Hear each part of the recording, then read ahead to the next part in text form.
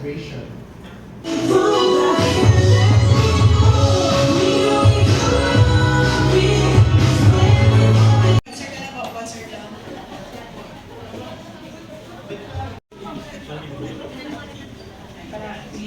Please go down the stage.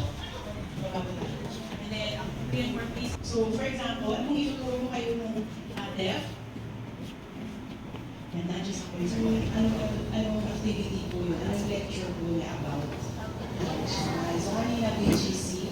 Next, please.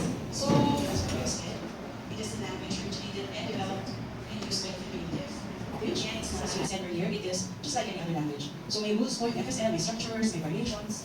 So, it is a natural language of the deaf. It is a language. Kasama natin. Ito. Level 2. Level 3.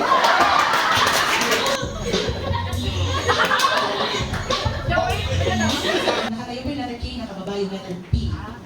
Okay, P. And then, letter Z, use your index finger. Tapos raise the letter Z. So, you would...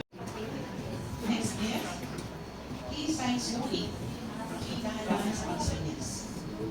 So one day, one or many of you, all of you become like Sir Bayani. Tama ba? Gusto niyo ba maging kagaya ni Sir Bayani? Ay, makita ko kasi mga clients. Kasi, hindi na kami nag-train.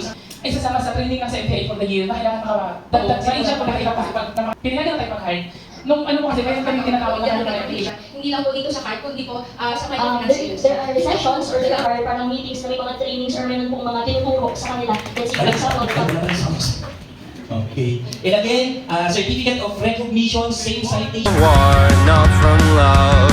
If you take me home, I'll be your cornerstone, and I will want you more than I already do.